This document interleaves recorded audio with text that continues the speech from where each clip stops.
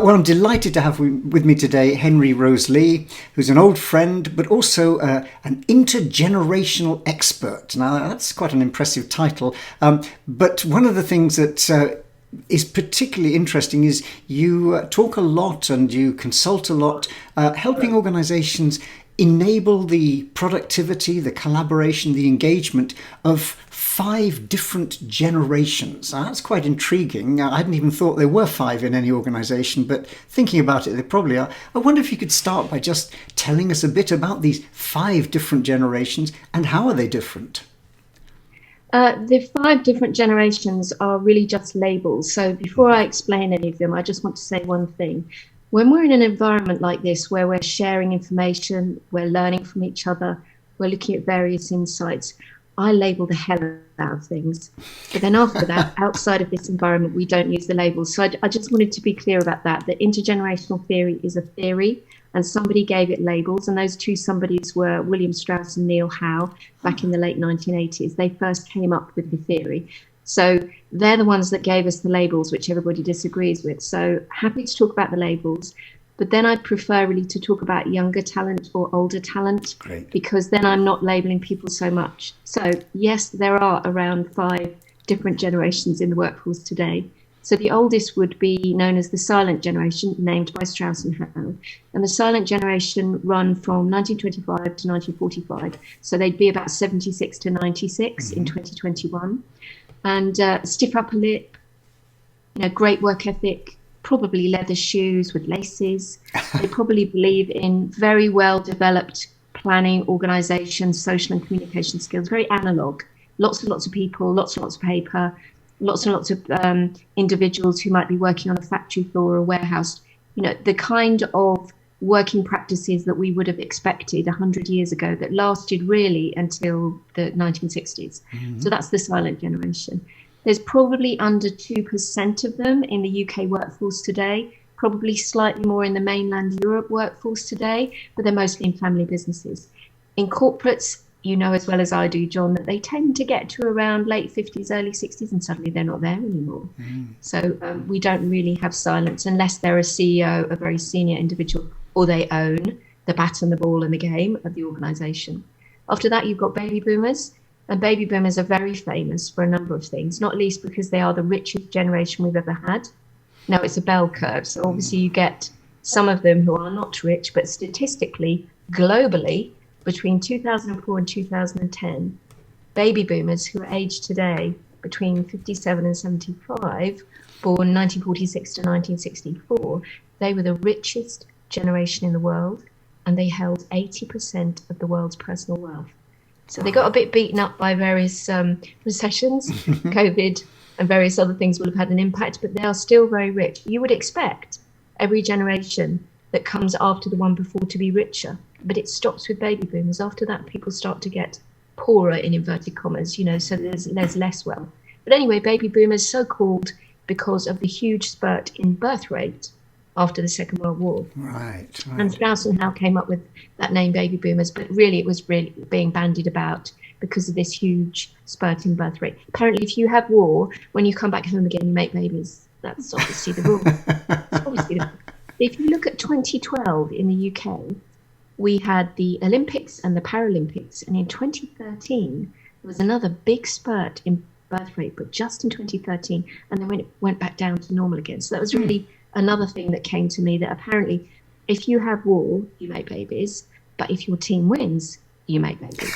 But it's okay, because you see in the UK we don't win that much, so our birth rate is roughly stable. So those are baby boomers. They look very much like silence in many ways, in that they had the great work ethic, very organized, prepared, planned. They also believed in influence and power of authority, but they were starting to use new technologies because the Second World War produced new textiles, new construction, new technology. And so they benefited from that. They also had free NHS and free tuition in the UK. And that started to make a big difference. That technological and infrastructure advance really gave baby boomers a lot of positives. And in fact, they managed to carry those through even till today. So they're sort of part of a bridge to the silent generation, the old analog generation, lots and lots of people, but they're starting to look at new technologies as well. But it's not until you get to Generation X, who were born between 1965 and 1981, that you start to see a real difference. And that's really because of technology.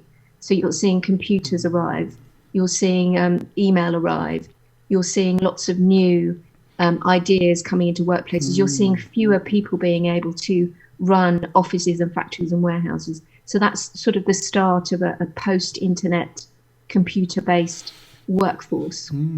And lots more innovation as well. But Generation X, bless them. I feel I ought to apologise to anybody who is aged today between 41 and 56, because you are Generation X and you are named after a book written by Douglas Coupland called Generation X, which basically says you're a bit rubbish when you were young and you were feckless and lazy and didn't want to work and you were a snob. Is this ringing a bell? Because millennials and Generation Z get called these sorts of things as well. But actually, a book written in 1991 about Generation X said exactly the same things. Our youth of today have got no respect.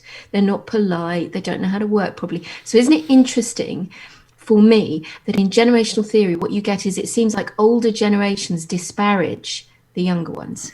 But before you get too worried about younger ones, younger generations disparage older ones as well. So they've all got their views. I remember one young individual coming up to me a couple of years ago and saying, I can tell by looking at you that you're not a millennial or a Generation Z, so you're not young talent. And I was a bit annoyed by it. I said, yes, you're absolutely right. And they said, so I've got this serious question to ask you about your generation and how you used to work. And I said, okay, go for it. And she said, how did you get any work done before email? And I said, I didn't, obviously. I didn't do any work. Because her view was, email changed everything. And in fact, come on, you can't possibly have worked at all unless you had email. That's a lovely sort of Generation X point, that email really came in, really hit pay dirt at that time. So poor Generation X, you are squeezed between older generations that are living longer and working longer, and you are squeezed between younger generations, and there's lots of them, they're in big numbers, and you're also the smallest generation statistically in the world. Do you know why that is, John? Why it's the smallest generation? No. Yeah, well, the reason is because of contraception, divorce, and also because more women were coming into the workforce. So probably less time to make babies, probably more opportunities to make a choice about your body. And so statistically, if you look at many of those graphical maps of populations, do you know the ones I mean? They're sort of shaped like this with the bars. If you look at globally, most countries in the world, they have like an egg timer. So they go in at Generation X between 1965 and 1980 because there were fewer people born, and then they come out again. So they're shaped like that, like an hourglass or an egg timer. So that's Generation X. Yeah. And they really are a bridge between the old and the new. They have a lot of the social and communication and working practices and skills of the older generations because that's where they learnt them. But they also start to embrace new technologies such as computerization, digitization, email, and so on. And so they're definitely that bridge. And then we come to the fourth generation in the workplace, which is millennials. Now, they were named by Strauss and Howe as millennials, but actually most people called them Generation Y, because after Generation X, those alphabetical letters just got into place. So we have Y and Z and A. And in fact, the youngest generation alive today will be born between 2010 and 2025, and they're called Generation Alpha. So we've gone back to A. So the next one after that will be B, and so on. But Strauss and Howe were not happy with Generation Y. They didn't want to call them that, because they felt that there was some real difference between Generation X and Y. And so they started to call them millennials. Now, millennials are born between 1981 and 1997. Now, the challenge of that is you can see that none of them was born in the millennium. So why are they called millennials? Well, they're called millennials because Strauss and Howe reckoned that in the year 2000, the oldest of them would be coming into the workforce, starting to make money for society, starting to deliver value for society. And so that's why they're called millennials. And that's why we have a kind of confusion when you look online and you see that you've got millennials or you've got Gen Y, and actually they're the same thing. Okay. And then the youngest generation is Generation Z. And they run from 1997 to 2009. And as you can see, they're following the XYZ, and that name is stuck. And I like to call them millennials on steroids.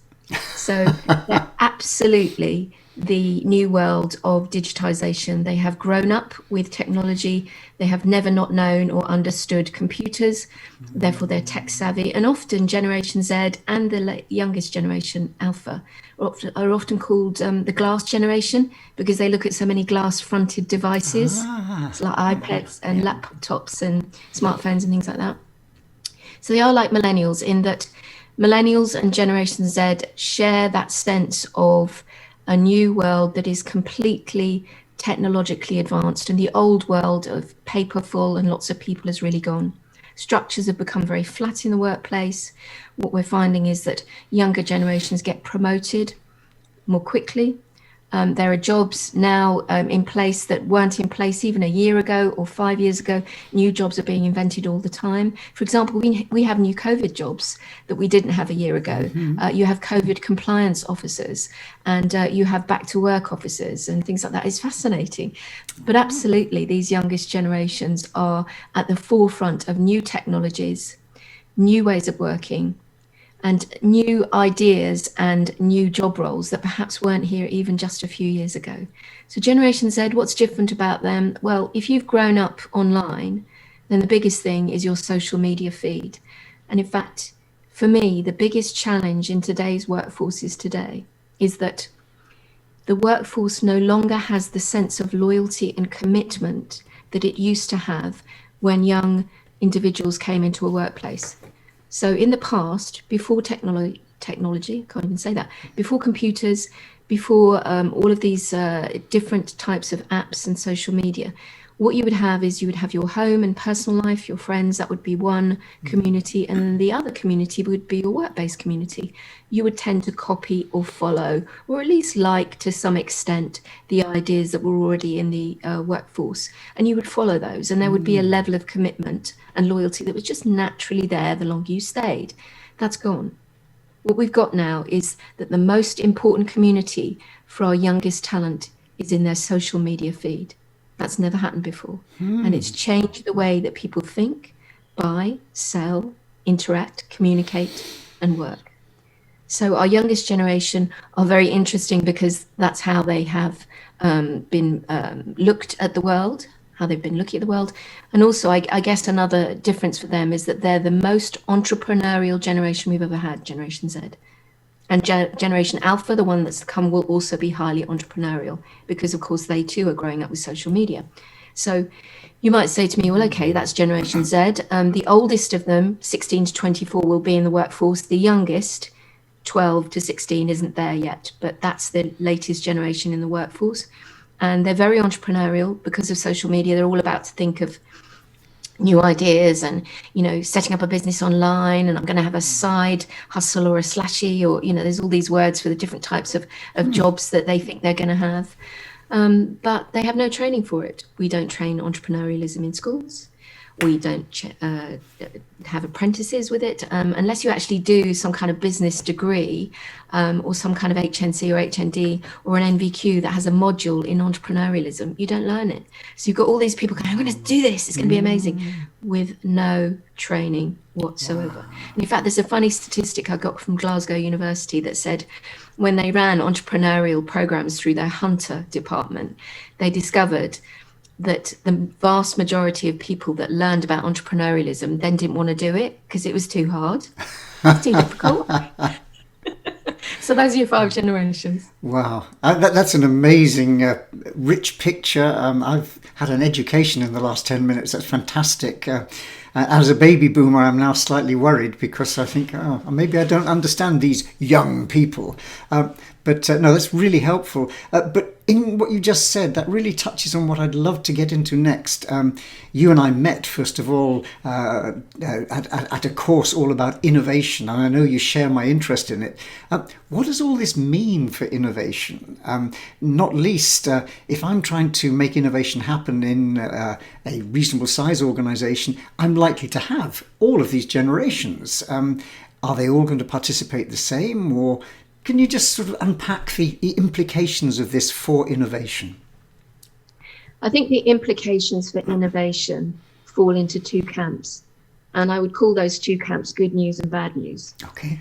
The bad news is that statistically, if you look at a lot of the organizations across the world, what you're finding is that it takes organizations as long to innovate as it always has, except for 2020 when COVID hit.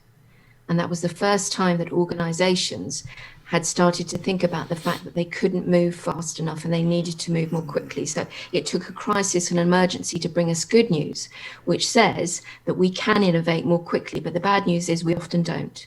Now, more bad news is that what happens is that the people at the top of the organization, until very recently, tended to be older generations. Nothing wrong with that. Older generations have experience, skills, knowledge. They have a level of wisdom because their emotional intelligence is increasing. The older we get, the more emotional intelligence we have. And that's very powerful and important, not just for running a successful business, but also for managing all kinds of relationships and for bringing in innovation. You need good emotional intelligence to be successful at that. But the bad news is that not only was it taking a long time, but there tended to be more senior people who, in fact, instead of getting closer to innovation, had moved further away from it. Because when we're young, we're just naturally interested in innovation, novelty, variety, and change because it's all new. If you've ever had children or grandchildren, you'll think about the first time they had chocolate or the first time they went on the bike with boosters or without boosters. It's really exciting because everything's new. But by the time we're in our 40s, we're starting to think, yeah, done that. That was a cock up. That didn't work. Don't like that anymore. So we can get very far removed from innovation, not least because we now look at it in terms of what we do when we're older, which is structure, stability, and strategy. Those are things which make organizations very successful. But by definition, that bad news can be that it puts so much structure, stability, and strategy around it that it can kill off the very kind of crazy, weird, different, new innovation that's sometimes required. So that's the bad news. The good news is that we have so many new technologies, and we've had COVID absolutely attack our foundations as a global family, that I believe that it's quite possible that innovation will get a big boost and that we will have fewer organizations going, we really can't try that, because they will have seen in front of them, they will have seen before them or inside their own organizations how quickly things have been able to move. And I think they can embrace agility, which bluntly was really only ever used by technology companies for software or hardware development and never really got translated into other parts of the organization. But my hope is that the good news is there are loads of technologies about. COVID's really kicked us in the bum. It's really woken us up and said, we can do things more quickly. So I think, good news, bad news, however you look at it, I think it's possible for us to be more agile and to create the opportunity, the space for better and quicker innovation to come into place. That's fascinating. And I guess your characterization of these different generations, these different sort of levels or different players in our organizations, reminds me of one of those themes that comes through in everything I've ever read about innovation, the importance of diversity. So different viewpoints, different skill sets, different techniques. People come at innovation from different angles, and that's the wonderfully rich thing. If we all thought the same, it would be rather non-innovative. That's great. So we know diversity matters. How do we make that actually work for us in organizations? So imagine that I'm in a company, perhaps I'm a baby boomer, I'm therefore a fairly senior player by now. How am I going to get the best out of my workforce in terms of innovation by mobilizing this diversity? Any thoughts in that direction? I have a number of thoughts in the direction of mobilizing diversity and using that to really boost innovation, because I agree with you, diversity really helps the richness of innovation. And in fact, there's lots and lots of research from everybody from McKinsey, Deloitte, PwC, you name it. They say that diversity makes companies more money. It doesn't just make people engaged and happier, it makes them more money. So it's, it's got a business case all of its own. So I think in terms of mobilizing that diversity, it's got to start at the top. So it doesn't matter what generation you are. Remember I said if we take all the labels away, then we're just looking at older or younger generations, older or younger people. That's just another form of diversity like ethnicity or gender or beliefs or orientation. So it starts at the top. I think leaders have to take a long, hard, and sometimes very difficult look at themselves and go, is it me? Am I the problem? Because if they are, then it starts with them role modeling different behaviors. And that's harder than it sounds. If we've got into structure, stability, and strategy and moved further away from innovation, starting at the top can be difficult. But here's a number of things that I've seen clients do. Not least, they can create a sort of company within a company, which is based only on innovation. So Lloyd's has done it, Santander has done it, Vodafone has done it, Virgin has done it. I've got other clients that have done it where they've said, look, we are what we are, we're doing what we do, but if we want to have more innovation, as a leadership at the top, we can create the environment for a team or teams to come in and look at innovation. So, for example, Santander had a sort of blue sky organization, and a lot of the new things that they've been doing inside their company have been because of this blue sky organization that said, I know it's not broke, but why don't we fix it differently? So I think it really starts at the top. I think it's got to be inclusive. And I want to say something about inclusivity, which is that there is an inclusivity strategy director, and she works for Netflix. I can't quite remember her name, but I remember her quote. She said, diversity is inviting everyone to the party, but inclusion is getting everyone to dance. And I think it really means that what the leaders do, and that's why it has to start from the top, look at every part of the organization and see how they can connect people together. And I want to tell you about a little organization I work with called Pure Planet, based in Bath. They're Bath in the UK. They're the first online broker for energy, and it's sustainable energy. And as you would expect in this organization, the people at the top are baby boomers. You have a couple of Generation X managers, and then everybody else is sort of young talent, average age between 24 and 28. So on the cusp of Generation Z into millennials. So quite young staff and older leadership. And what they've done is they've created the opportunity for this inclusivity, for this diversity, which is bringing them innovation. And here's what they do. The first thing they've done is they've created different levels in their workforce, even though they don't actually exist. So let's say I'm in a team of 8 people and you're my boss, you're my team leader. What Pure Planet do is they create roles which encourage people to see the world in a different way. So say there's 8 people in this team.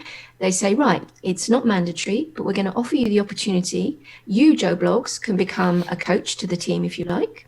And you, Janie Bloggs, you can become a supervisor to the team. And Pure Planet call that supervisor the governor. And the governor gets an opportunity to look at the team in a different way and support them. And the coach, as the name implies, coaches them.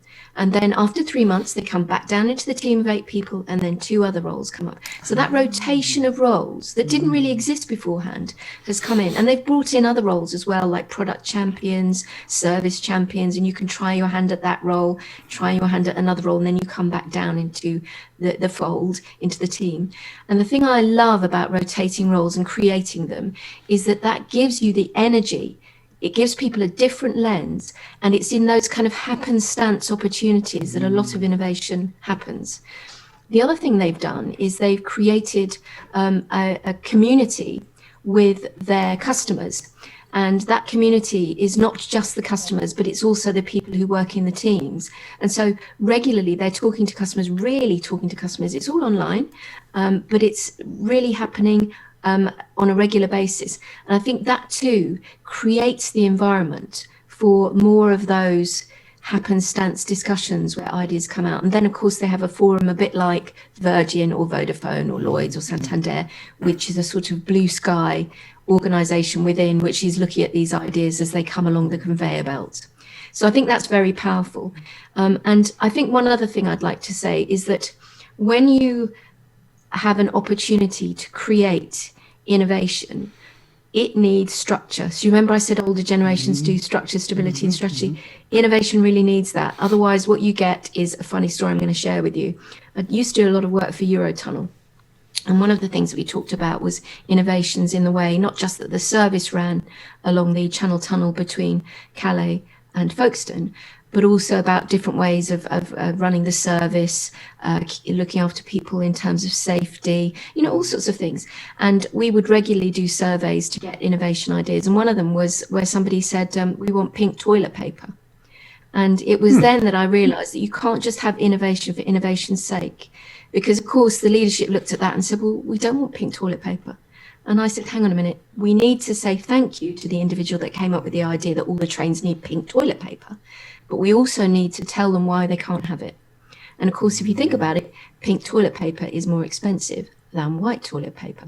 And so it was easy for us to say to them, brilliant idea, really cool, really funky idea, but actually we can't do it because it's going to cost us a lot more money to have pink toilet paper in the toilets rather than white.